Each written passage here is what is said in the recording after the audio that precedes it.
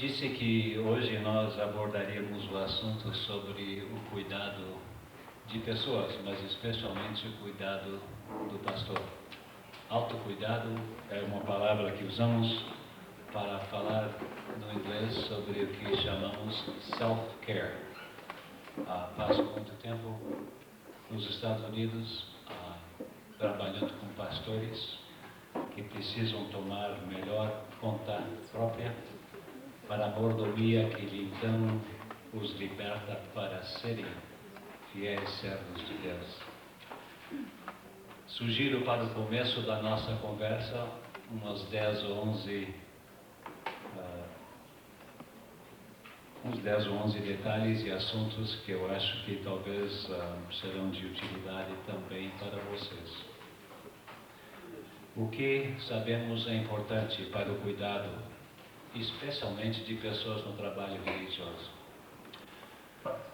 Precisamos ter cuidado com a responsabilidade demasiada. No inglês chamamos over-responsibility. Na média, o pastor, o funcionário de Deus, em geral, em relacionamentos para com a igreja, com o trabalho, com o ensino, toma responsabilidade demasiada. Deus não quer que nós tomemos responsabilidade por outra pessoa. Cada pessoa tem que ser responsável por si mesma. Algumas vezes nós temos que proteger os nossos pastores porque eles tomam muita responsabilidade pela igreja. Tomam muita responsabilidade em relacionamentos pelo início ou a continuação da conversa de redenção. Portanto, poderíamos falar sobre cada um desses assuntos. Há também quem toma pouca responsabilidade, mas em geral, o pecado do pastor é tomar responsabilidade demasiada. Assunto número 2. Examine, para o seu cuidado, examine as suas expectativas. Peço aos pastores e amigos que trabalham em igrejas que escrevam em claro o que esperam de si mesmo. É impressionante como perseguimos expectativas totalmente irracionais e não realísticas, sem olhar com cuidado para a lista de expectativas que temos para nós mesmos. Hoje, antes que o sol se pôr, eu agradarei a todos. Nem Jesus o fez. Interessante em relação a expectativas são as expectativas que fazemos em relação à lista do que teremos que fazer para o dia. Eu fui a uma conferência sobre o uso do tempo para leigos, pessoas em negócio, comércio, e o diretor pediu a todos nós que puséssemos em preto e branco como usávamos a nossa semana, como distribuímos o tempo e quais eram as nossas expectativas. Tendo feito isso, então, ele começou a nos amolar com o seguinte: disse ele, eu notei que vocês fizeram uma lista e que esperavam terminar 100% da lista ao findar do dia. Então, prosseguiu. Na média, a pessoa em geral pode completar 80% do controle, tem controle sobre 80% do dia. Se você, no seu horário, tentou completar 100%, já está 20% atrasado. Não é possível. É porque você terá interrupções, coisas que você não previu. Depois suspirou e disse, há pastores aqui? E eu confessei. Entre outros, vários. Disse ele então, se você completou no seu horário 100%, O seu problema é que você só tem controle sobre 65% do seu dia. Você será interrompido muito mais. E se no final do dia você só completou 65% do que pôs, amanhã você transferirá os 35% que não completou para a lista dos 100% de amanhã. Então você tem amanhã 135% para fazer. Então continua a me amolar. Já no sábado você terá 324. Mas eu entendi. É impressionante que nós não percebemos que ficamos desanimados e deprimidos porque não conseguimos completar expectativas que nunca poderíamos fazer. Ore bem então. O Deus que nos chamou e o Cristo que nos dá modelo nos lembra que as nossas expectativas têm muito a ver com o nosso bem-estar. A possibilidade que poderemos, de alguma maneira, estar satisfeitos com o decorrer do dia. Precisamos olhar para as nossas expectativas. Destaque, estou no terceiro. Destaque tempo para descansar. Encontre outra alternativa quando interrompido. Falei ontem que Jesus Cristo, em cada tarefa, foi interrompido várias vezes no percorrer da tarefa. Quando nós fomos interrompidos, quando somos interrompidos, nós nunca voltamos ao descanso que tínhamos esperado. Precisamos então repô-lo no nosso horário. Jesus o fez. Quando estava exausto, parou, tomou conta do próprio descanso para que pudesse estar presente nos requisitos do dia que vinha pela manhã. Notaram ele nos seus evangelhos que passava tempo com multidões e passava tempo com 12 e depois passava tempo com 3 e depois passava tempo sozinho. É uma sinfonia do seu cuidado. Ele aprendeu a descansar. Às vezes dormia, às vezes se separava de pessoas e dos requerimentos da multidão.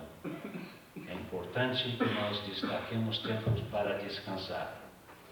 Eu já o disse a alguns que estavam aqui. Eu geralmente dizia para a igreja, eu vou tomar este dia por fora para o seu benefício.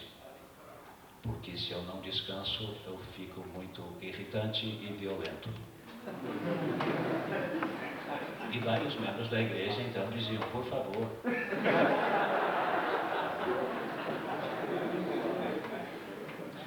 Mas parece que às vezes nós pensamos que vamos fazer algo que nem Jesus fez. Eu digo a toda hora lá para os seminaristas que Jesus não alinhou todos os cegos em Jericó às 4 horas da tarde para curá-los. Notaram vocês também que ele não curou todo mundo? Que curou uma pessoa aqui e outra ali? Mas a impressão que nós temos é que nós não podemos descansar até curar todo mundo. Não dá. Jesus não fez. Quem sou eu? Quem é você? Não somos Deus. Número 4. Compartilhe com um grupo de compatriotas espirituais. Talvez eu não deva ter dito. Posso prosseguir? Compartilhe com um grupo de compatriotas espirituais, cautelosamente selecionados, escolhidos, com quem você pode ser honesto e franco. Um dos grandes problemas do pastor e de muitos trabalhadores é que não podem ser honestos com pessoas com quem trabalham. Nós temos que ser abertos, temos que poder trazer as nossas emoções, as nossas paixões, as nossas irritações para um grupo de pessoas em quem confiamos. Há muita pessoa em quem não se pode confiar. Em cada cidade onde eu fui pastor, em cada lugar onde eu trabalho, eu cautelosamente escolhi 3 ou 4 pessoas e eu as convidei para um diálogo de confiança, numa aliança em que falávamos um ao outro em como ajudar, sustentar e nutrir o outro espiritualmente. Podíamos honestamente estar em momentos de desespero, podíamos ter alegria, podíamos estar confusos, podíamos estar desanimados, mas tínhamos um vínculo espiritual. Todos o precisam. Notaram que Jesus, às vezes, passava tempo com 3? Lembrem-se também que havia um lar especial em Betânia. Marta e Maria e o Lázaro eram amigos. Eu tenho uma teoria que eu quero que vocês atestem. Eu acho, Betânia era uns 7, 8 quilômetros, eu acho, de Jerusalém. Eu acho que Jesus ia para visitar a Maria e a Marta e o Lázaro quando não podia mais com os discípulos. Se o Pedro me fizer mais uma pergunta,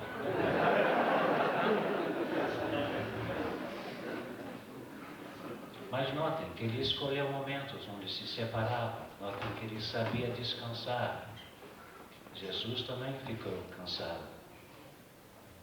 Dê-se ou se dê permissão para descansar, senão não vai estar aí amanhã.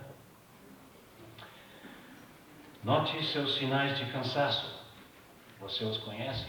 Algumas pessoas não o conhecem. Às vezes eu falo com pastores e eles não têm noção de que estão realmente exaustos.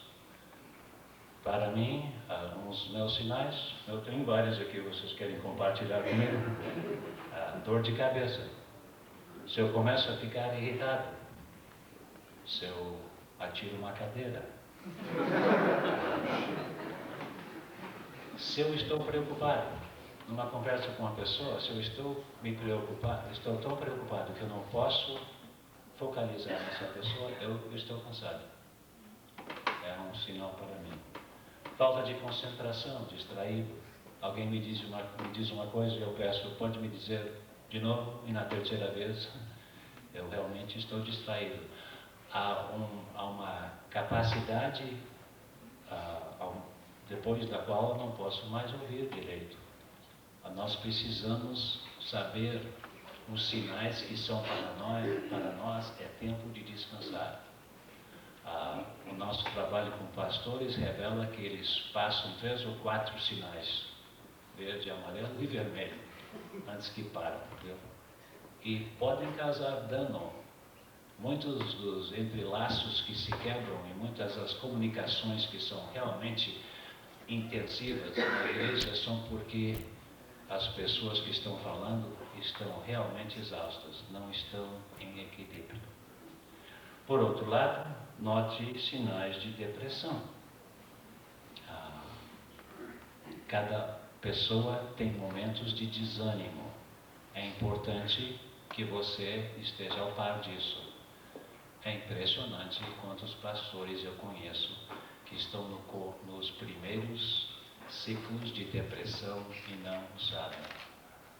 Eu passo tempo lá tentando lembrar a pessoas que se o sono e o uso do sono se altera um pouco, ou começa a dormir demais, ou começa a dormir pouco, se não come como estava comendo, se não consegue concentrar, se pequenas coisas o aflitam, se ele eleva a voz e tem variações nas emoções, são sinais de que ele está começando a ficar deprimido. Nós precisamos tomar conta um do outro. Às vezes eu paro, descendo o corredor, pergunto a um colega como está, quando ele parece que está cansado. Já mandei vários dos meus colegas para casa.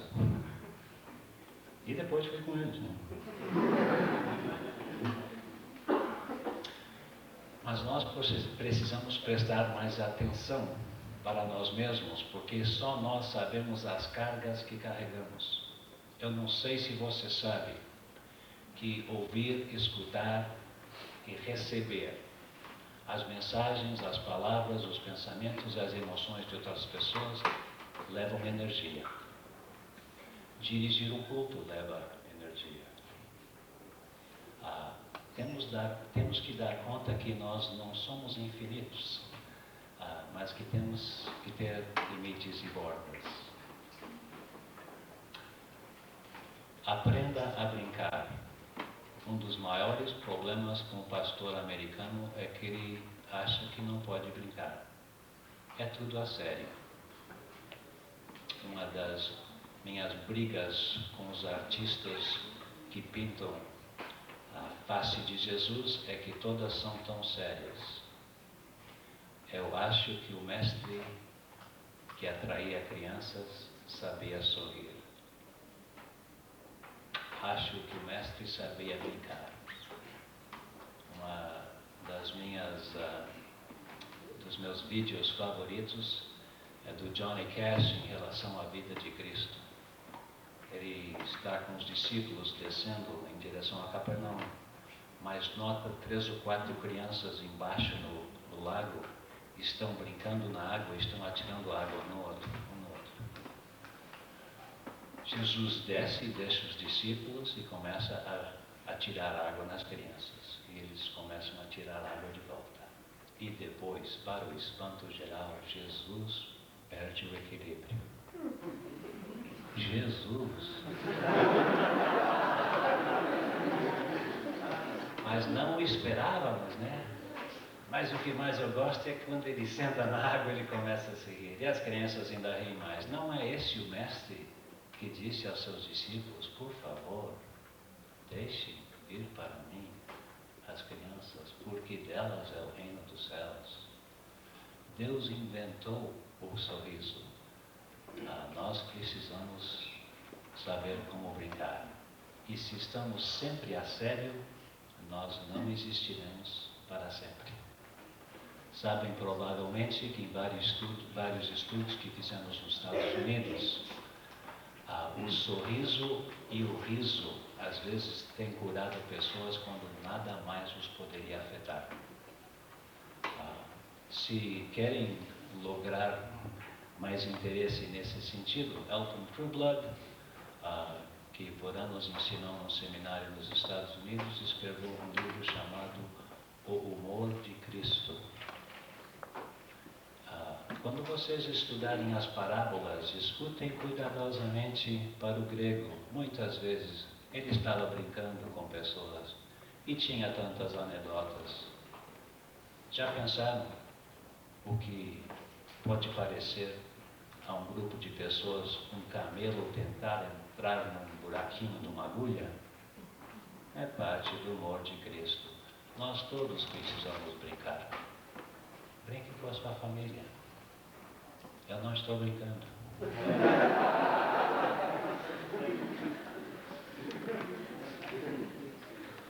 Interrompa a sua rotina. Às vezes a rotina lhe será um inimigo. Faça-o de várias maneiras. Por exemplo, estamos tão acostumados a ler a Bíblia de versículo a versículo que não conhecemos a Bíblia por intermédio da maravilhosa história global. Sente algum dia e leia o Evangelho de Marcos, sem parar. Há lá uma linda sinfonia de uma vida tão lindamente expressada, de uma forma diferente. O nosso problema em geral é que sempre abrimos a Bíblia para preparar um sermão ou alguma palestra, né? Então, cortada em pedacinhos, ela às vezes perde o valor e a maravilha que pode oferecer. Quebre a rotina. Se está acostumado a fazer algo sempre da mesma maneira, faça-o de uma forma diferente. O meu mentor sugeriu outra coisa, que eu não lesse só para preparar para um sermão. Parece que a gente não tem tempo para nada. Mas ele me convidou à possibilidade de conhecer algo sobre as vidas humanas por intermédio de uma pequena disciplina. Escolha uma biografia por ano de uma pessoa que você admira passe tempo conhecendo essa pessoa por intermédio de sua biografia. Viva com ela o ano inteiro. Ela modificará um pouco a sua vida. Compare a sua vida com ela. Impressionante. Achei que valeu a pena. Já li várias. Eu acho que também, eu sugeriria que se você está numa rotina que já começou a lhe desanimar, que seria bom que você mudasse como faz o que faz cada dia. Se está estudando certas horas, talvez mude as horas em que está estudando. Se está estudando só de uma vez, mude a maneira em que está estudando. Sugerimos também que você faça outra coisa diferente e que com a família passe tempo com ela.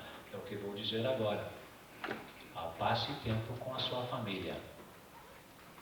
É uma das dádivas mais profundas que poderemos oferecer às nossas igrejas. Não a olvide. Um amigo que me ensinou muito quando eu tinha a idade de 26 anos, tinha 4 filhos.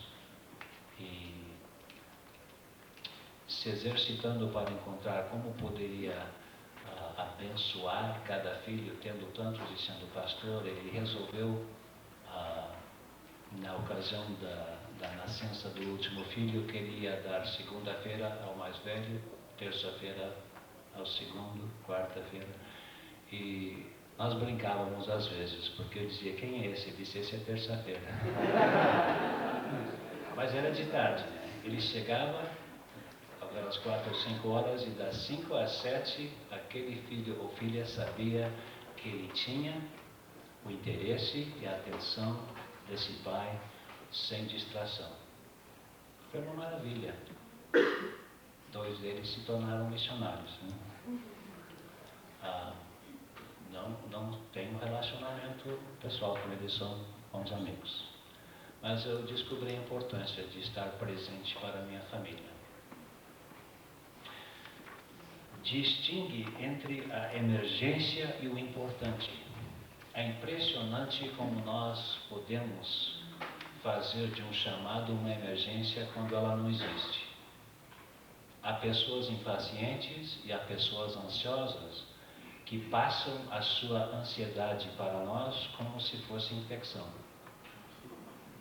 Compreendem o que estou dizendo? Elas entram ansiosas e nós ficamos ansiosos. Então nós poderíamos sair e deixar a ansiedade conosco, né? Mas é o que às vezes fazemos. Eu me impressiono às vezes com o que a pessoa me disse quando não é uma emergência. Eu pergunto a uma pessoa que está me dizendo que está realmente doendo, que isso é uma emergência que tem, eu digo, então, e há quanto tempo tem tratado com isso? 16 anos. Mas eu preciso arrumar daqui a 30 minutos, né? Cuidado, porque há algumas coisas que são importantíssimas. Mas parte do que temos que fazer durante cada dia e noite é escolher entre as coisas que são importantes e as coisas que são boas, qual é a melhor e a mais importante. Nem tudo que parece emergência é em realidade uma emergência. E há pessoas que não sabem distinguir, e parte do nosso auxílio e de nossa ajuda para os crentes do nosso rebanho é ajudá-los a descobrir a diferença entre a emergência e a importância, não é? Ore como salmista.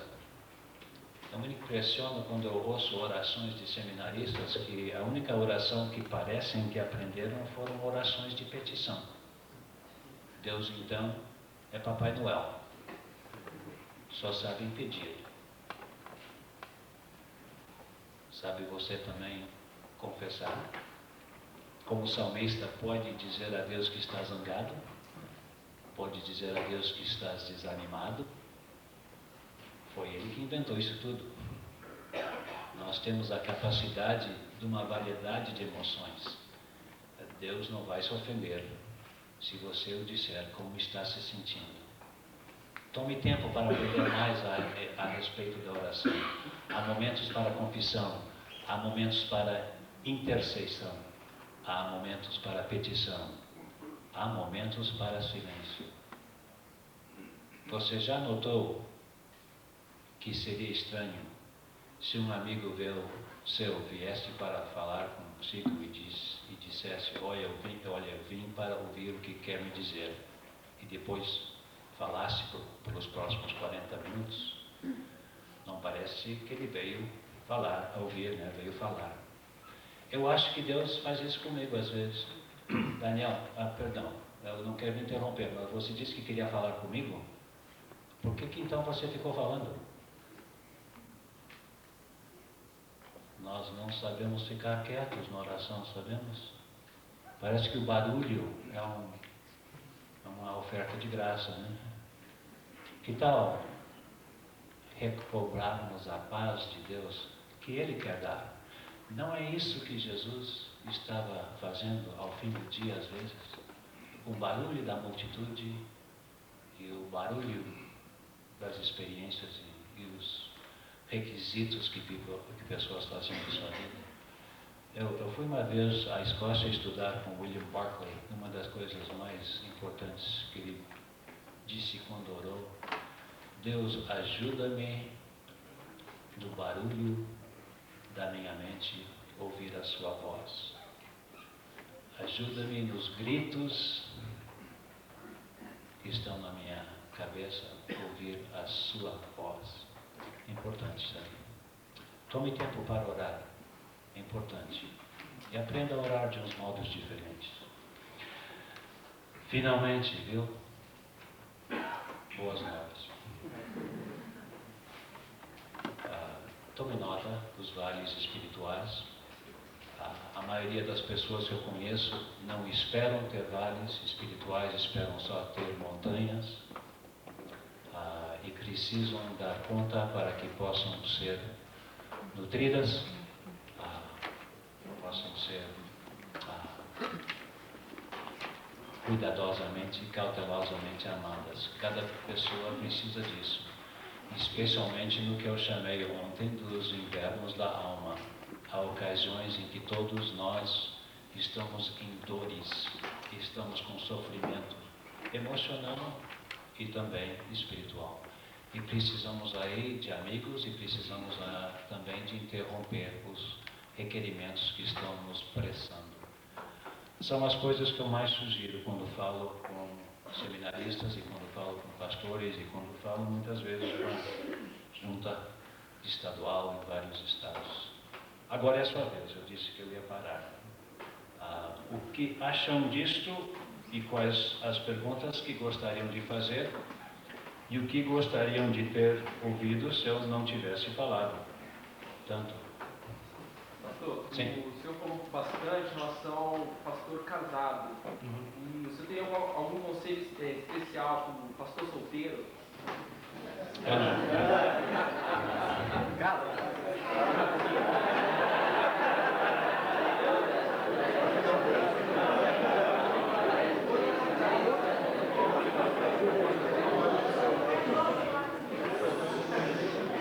Como Paulo diria, se está solteiro, fique solteiro.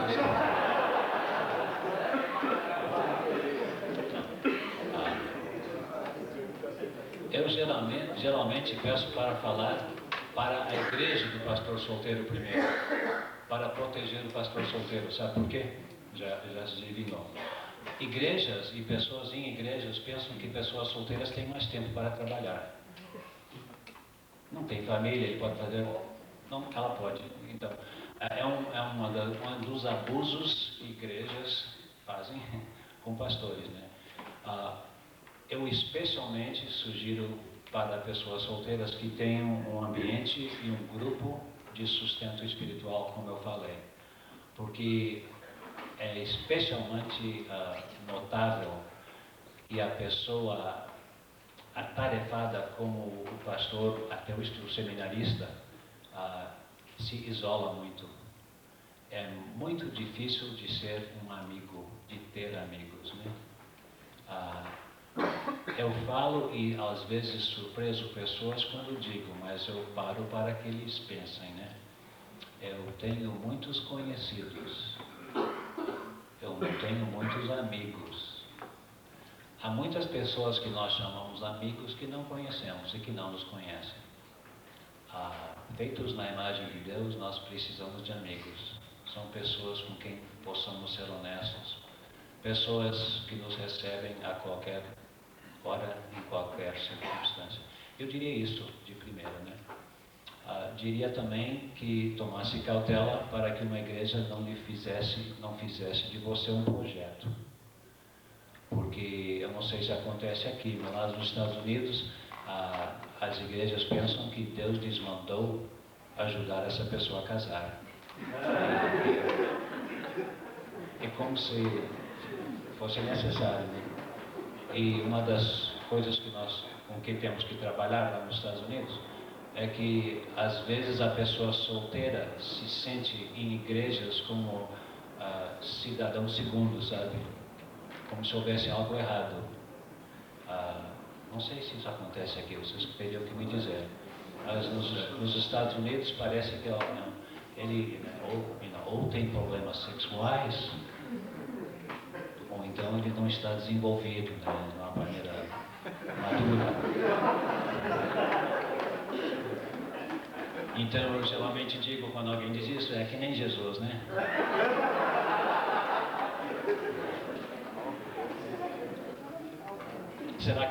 Será que há algo mais que poderia? É um começo, né? É um começo. Nós nos Estados Unidos agora, mais ou menos 52% das pessoas que estão em nossos seminários são casadas, 48% são solteiras. Que mais? Que menos?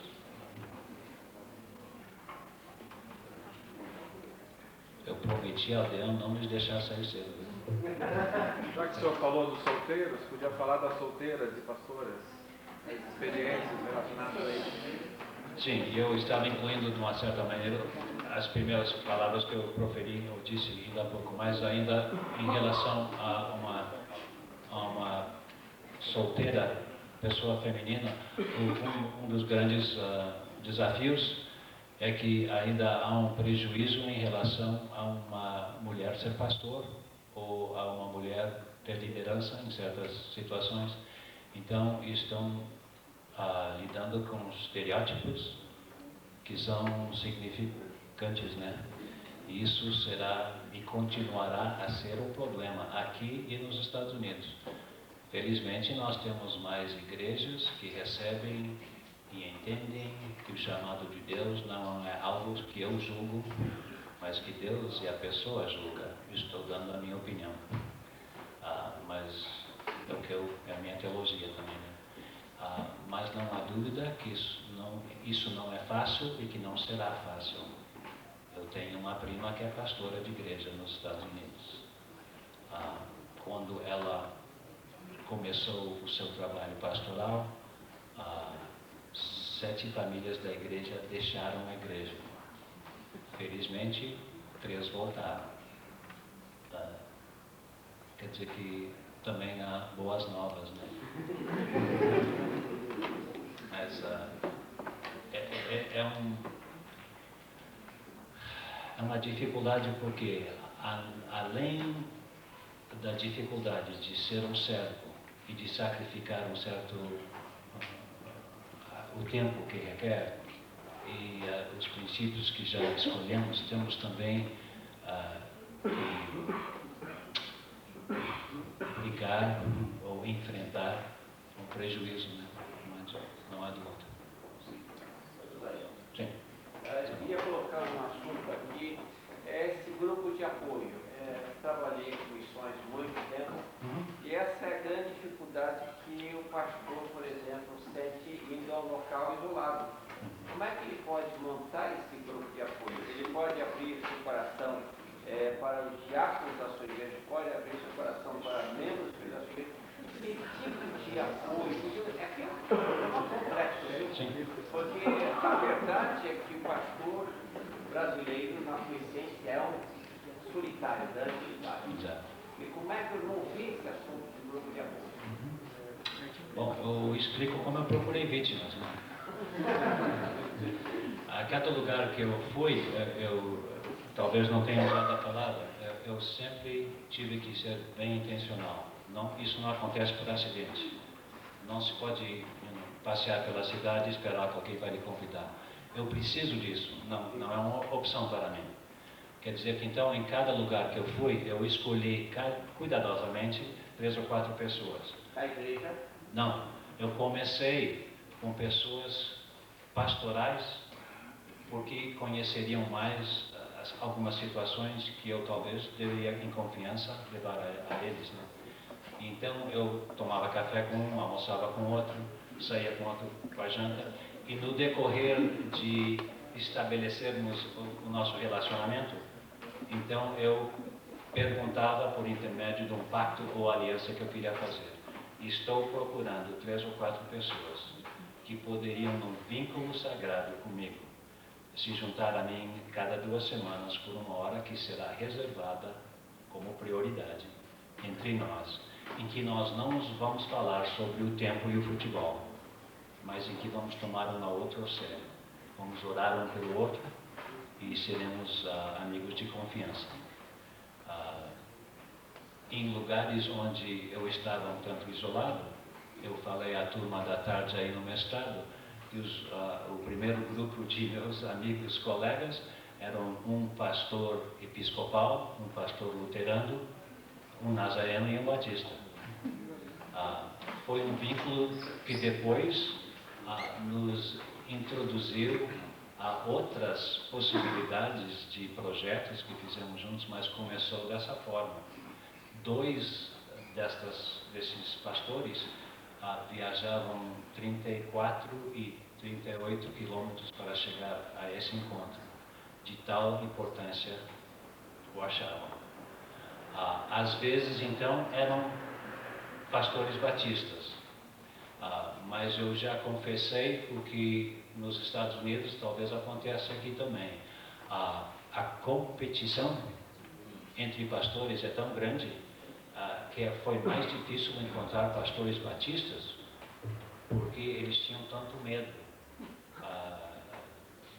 que eu soubesse que eles não eram perfeitos, ou que não tinham sucedido, ou que estavam cansados, porque você sabe, batistas não cansam.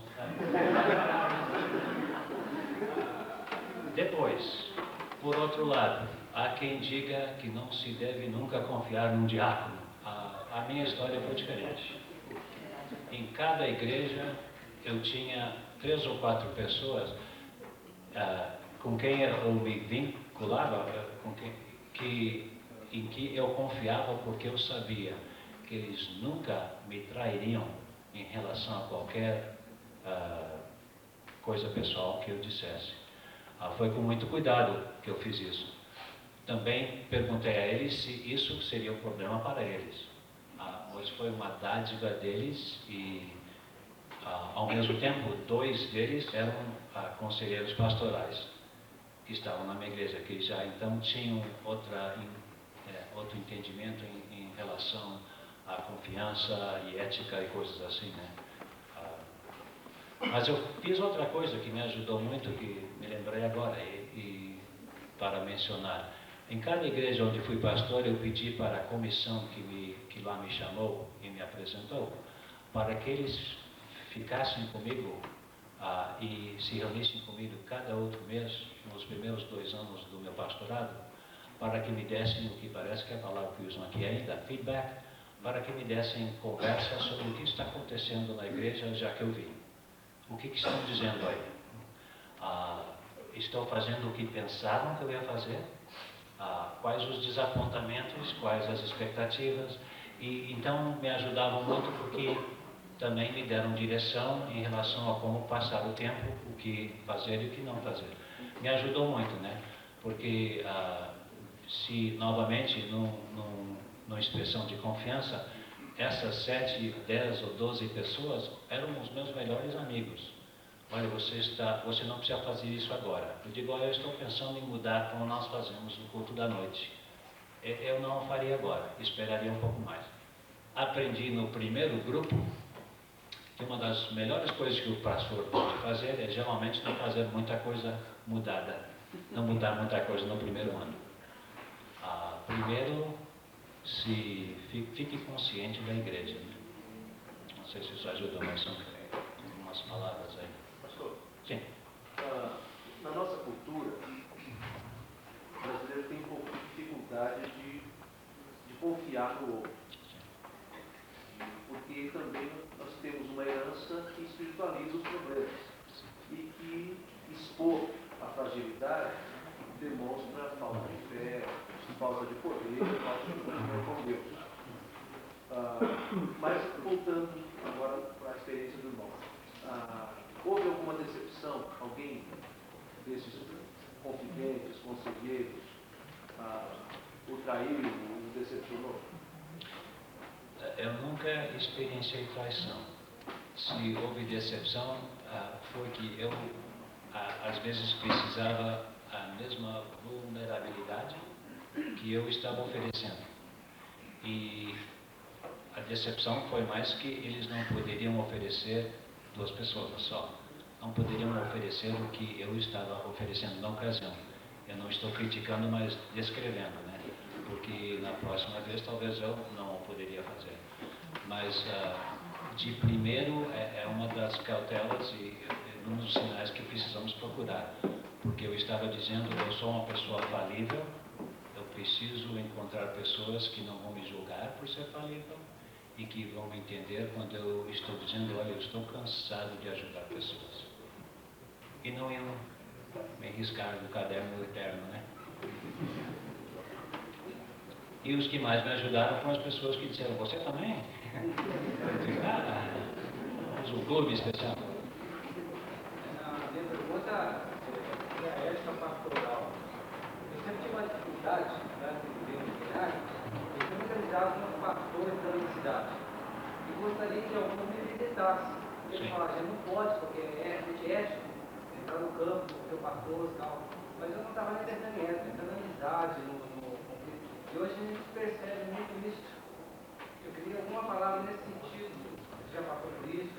Eu acho que vai ser o meu conflito na minha vida pastoral, esse relacionamento, esse ética, você ter um amigo e de repente ele é tua denominação, você... Queira repetir por causa do avião, eu não ouvi direitinho. É questão de o pastor, você visitar um amigo na igreja lá ou outro pastor? É isso que eu não entendi. Então, eu tenho visitado com vários pastores. Sim. Né, na minha cidade. Exato. Eu, muitas vezes, cobrava presente de algum presente, eu nunca falei na minha casa. Eu falei, não, mas é uma ética pastoral, não ir visitar o vida de outro pastor. O pastor não ir na casa do outro? Isso, na casa de O pastor visitar a ovelha do outro. da ovelha, mesmo que sendo convidado. Sim. Quer que eu faça um comentário sobre essa pergunta ou o que eu faço? Eu não sei o que ajudaria mais. Eu geralmente não vou visitar uma pessoa que é membro de outra igreja sem relatar ao pastor daquela igreja que eu ia visitá-lo, a não ser que uma questão de confiança aparecesse. Digo isso para não criar desconfiança por parte de certas pessoas. Eu poderia o fazer com 4 ou 5 pastores em cada cidade que eu conhecia, mas eu criaria tanta ansiedade em 18 outros que eu, para me proteger a pessoa especialmente, geralmente dizia de primeira o que estava acontecendo. Agora os irmãos provavelmente sabem, mas se não sabem eu vou dizer outra coisa. Eu pedi no meu trabalho, no trabalho do doutorado, para fazer uma dissertação prática. E eu passei tempo com 80 pessoas amarguradas, né? A minha dissertação foi sobre a zanga e membros que deixam a igreja por intermédio de estarem irados ou estão com ódio. Então, é interessante que surpreendia pessoas quando eu ia falar com essas pessoas e estava claro que nunca poderiam voltar à igreja onde eram membros. E às vezes, depois de pastor, a mesma coisa acontecia. E eu dizia, por que então eu quero que você seja afiliada a uma igreja e você tem dons que precisam ser usados.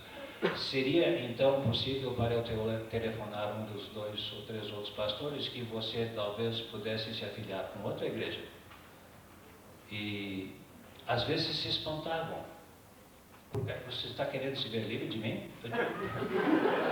Não, mas você me disse que não dava para você ter um entrelaço harmonioso conosco. Então, para que fazer um problema?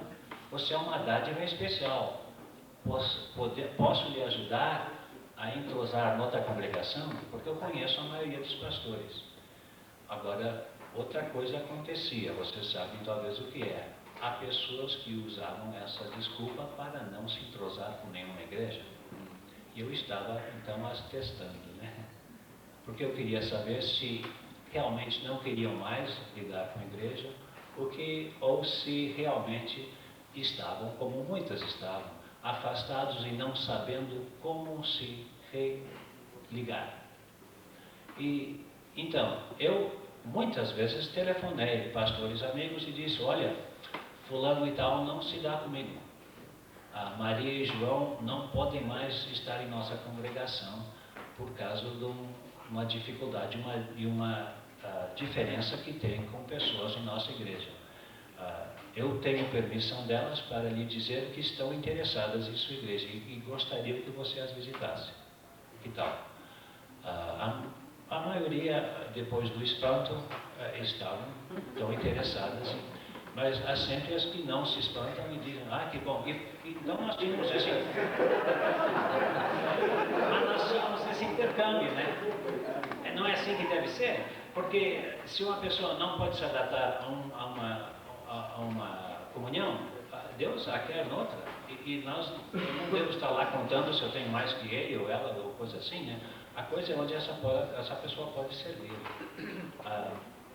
E eu acho que isso é coisa que nós temos que confiar em Deus, né? Você sabe que tem outra coisa. Há membros de igreja, nós fizemos outro estudo. Vocês estão cansados dos meus estudos? Nós fizemos outro estudo nacional e já 2 estaduais. Há membros de igreja que têm uma vida na igreja de 3 a 3 anos e meio. Ficam inquietos se ficam mais. Ou começam um barulho, ou saem da igreja e vão procurar outra. Cuidado com essas pessoas. Porque provavelmente a primeira recepção na próxima igreja será que felicidade para nós. Uma família que vem e quer, nos escolheu. Mas daqui a 2 anos e meio, ou talvez 3, você será o desapontamento.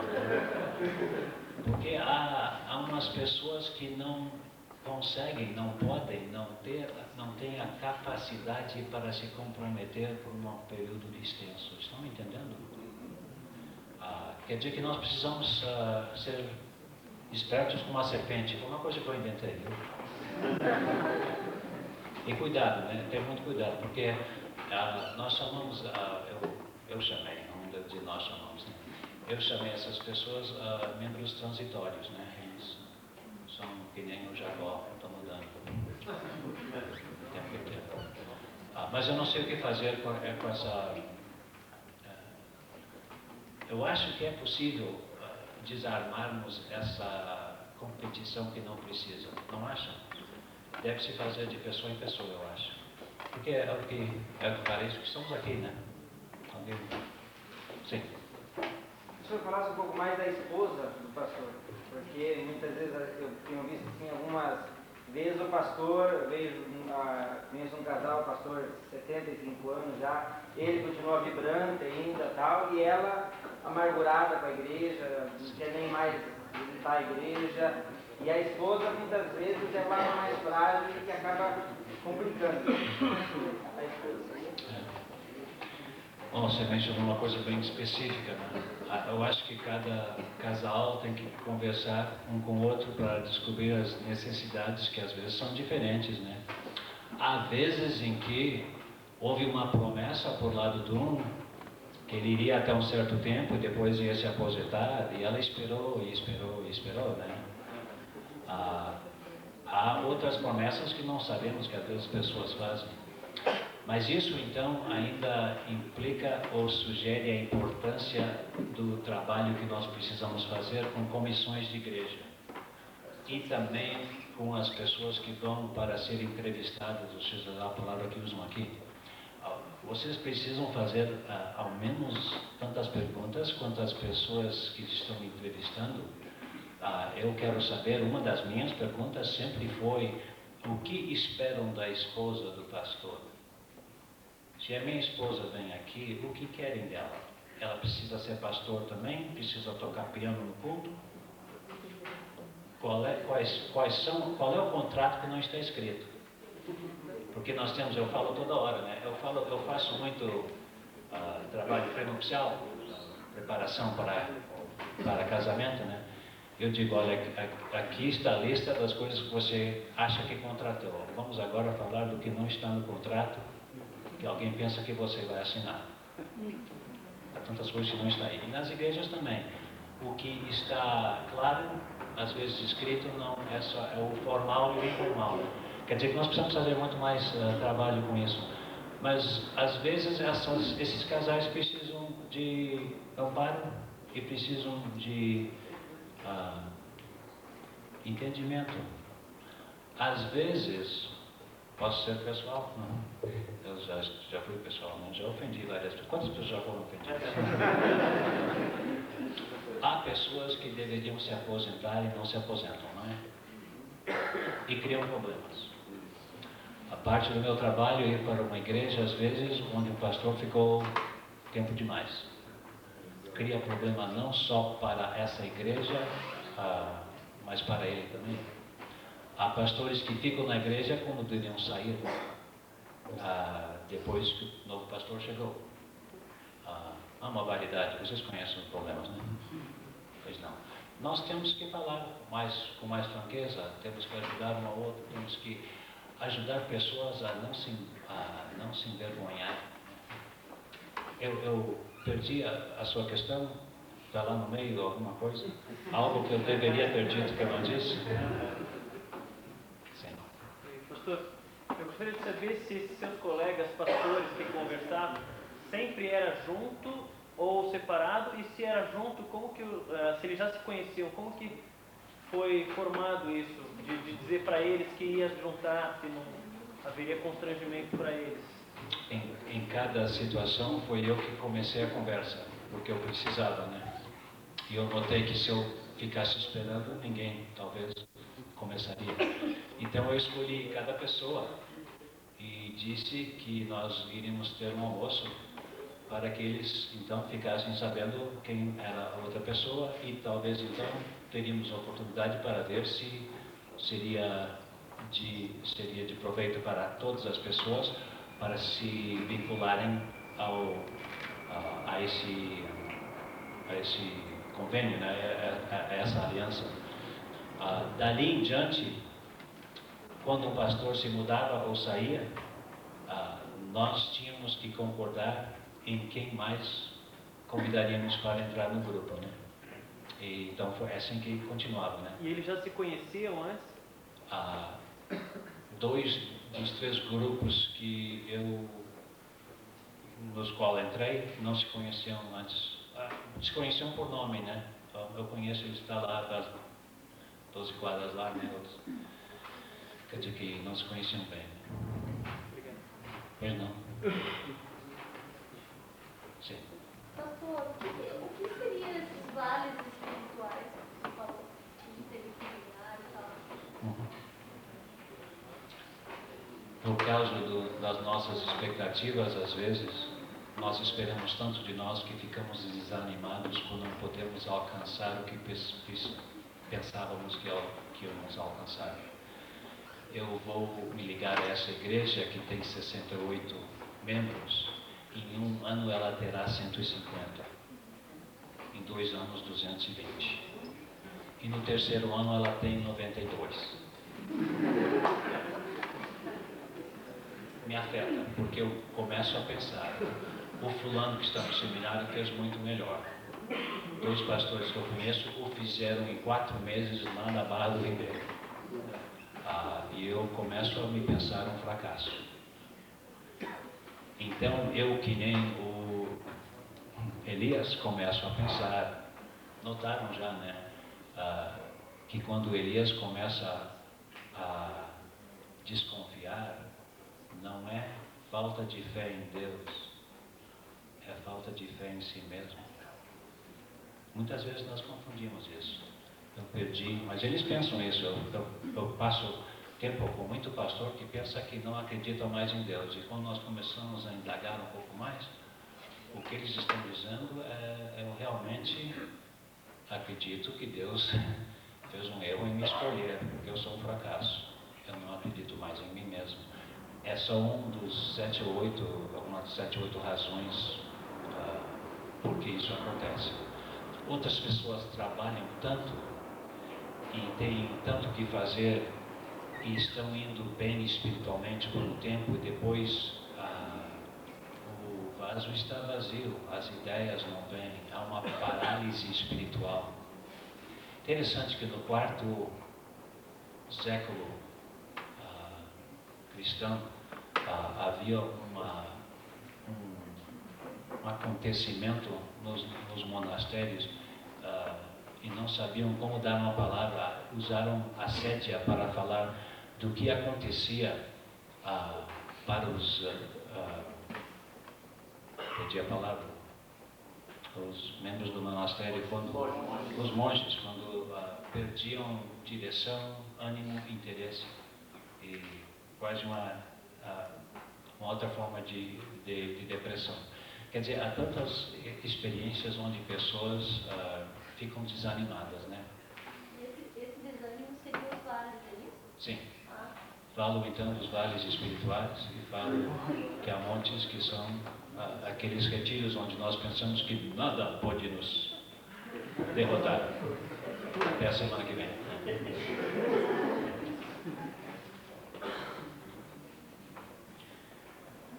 No Brasil existem muitos conflitos entre as denominações por causa de doutrina. Como os americanos se relacionam nas igrejas independente da questão doutrinária? Possivelmente da mesma forma que o fazem aqui. Por exemplo, eu cresci em Porto Alegre e uma das famílias mais aconchegadas da minha família era uma família episcopal. Quer dizer, eu procurar um pastor episcopal não foi animal estranho para mim, né? Eu acho que varia de acordo com as nossas experiências pessoais, porque também meu pai era reitor de um colégio batista lá, havia tanta variedade de pessoas, os meus melhores amigos eram católicos também, né? Quer dizer que a variedade, vocês são do mesmo caso, quer dizer, a variedade que a gente encontra dá oportunidade ou para a gente se remover ou para a gente se abrir, né? E nos Estados Unidos acontece o mesmo. Pessoas descobrem que a sua fé em Cristo abrange e transpassa, às vezes, os laços denominacionais e encontram projetos, muitas vezes, onde começa o intercâmbio. Temos muitos projetos de caridade e de trabalho de igreja. Vocês veem alguns que aparecem por aqui e vocês têm alguns aqui. É isso que acontece também nos Estados Unidos. Há quem nunca falaria com uma pessoa de outra denominação. Há muitos batistas lá que não o fariam. Eu estou dizendo que eu sou um batista que foi enriquecido e será enriquecido. Porque eu não preciso comprometer, essa palavra, entendeu? Eu não preciso comprometer o que eu acredito por ter uma relação com outra pessoa. Vocês notaram que Jesus comia com fariseus toda hora? Opa! Leiam novamente. Ele ia para o almoço lá, mas ele não se tornou fariseu. Sabiam disso? Como é que nós vamos ter entrelaços se não temos... precisamos ter uma confiança, né? Precisamos ter confiança no quem somos e como levamos a nossa vida.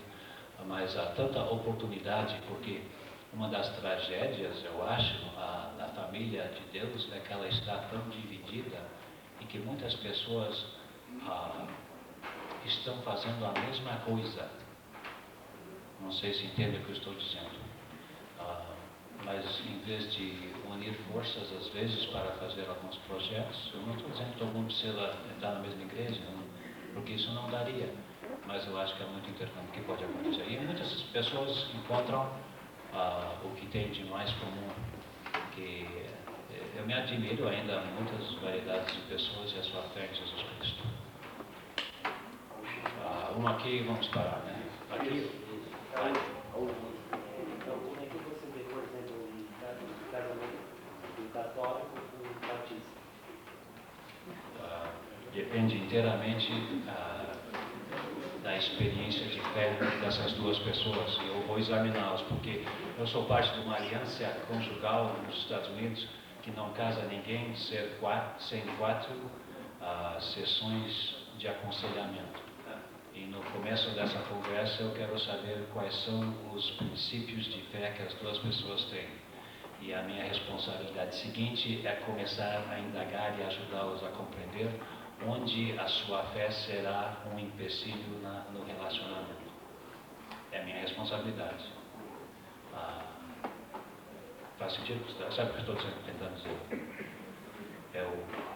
Rapidamente eu dou então. Há um certo preconceito por parte de muitos homens, e com todo respeito por parte de muitos seminaristas homens, pelo fato da mulher fazer seminário.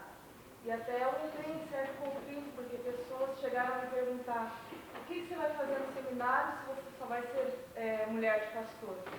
Gostaria de falar um consolo ou palavras que você poderia dar a nós.